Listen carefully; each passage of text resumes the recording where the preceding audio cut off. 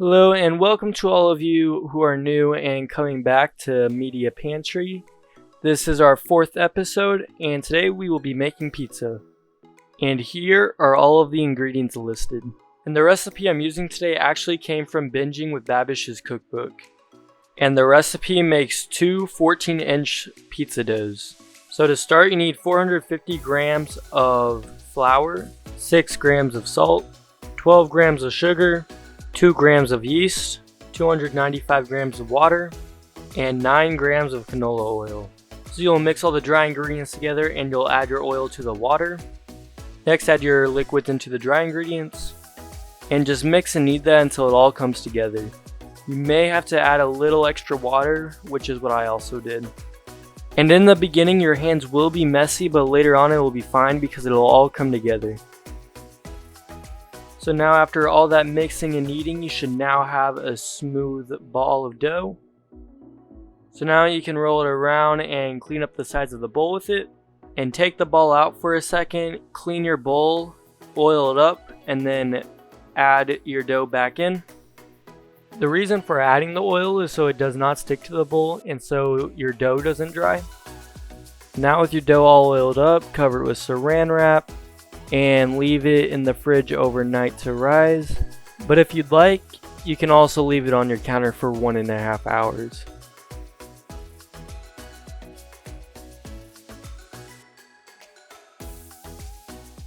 Now it is time to make the pizza sauce, and this recipe also came from binging with Babish's cookbook.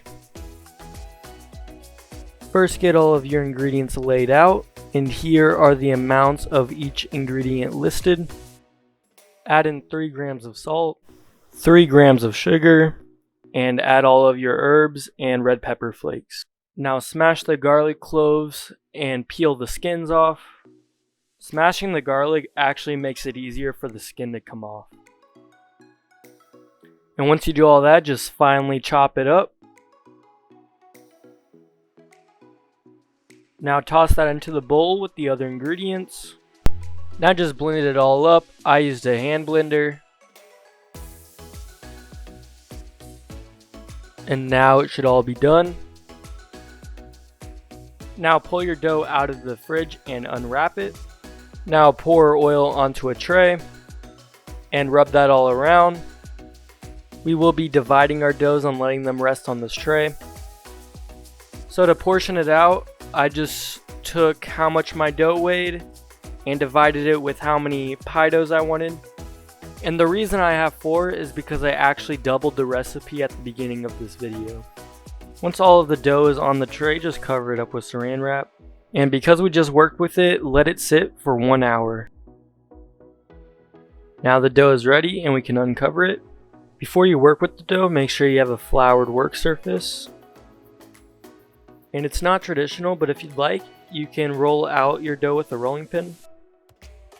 And if you get to the step without letting your dough sit for an hour, it'll actually be very hard to roll it out. The dough will just retract and try to stay in place. So to have a good and large pizza, you must let that dough rest. And also make sure not to overflour your dough.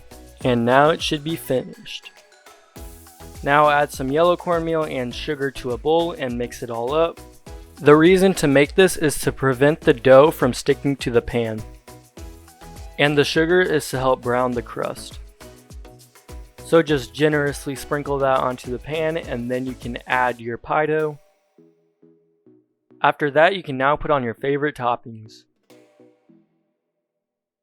The first step when it comes to topping a pizza is adding your sauce. The most common sauce is red sauce, but you can either add barbecue, white sauce, anything you like. So just pour it on and spread it to the edges of the crust.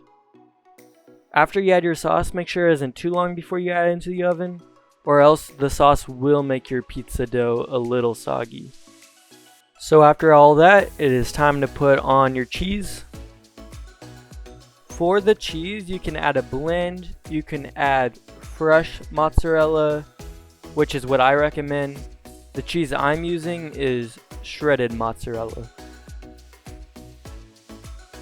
And I'm just making a pepperoni pizza, but if you'd like, you could add other meats like bacon, chicken, sausage, you can add peppers, mushrooms, olives, and whatever else you'd like. After you put all of your toppings on, put it into an oven, and the temperature should be as high as you can get it. The lowest it should be is 400 degrees, but the hotter the better. So I put my pizza in a 500 degree Fahrenheit oven for 12 minutes and rotated it halfway through. And just remember, if your oven is hotter, it should take less time. Now your pizza should be done and you can make your slices.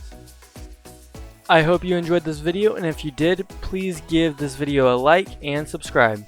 Thanks for watching.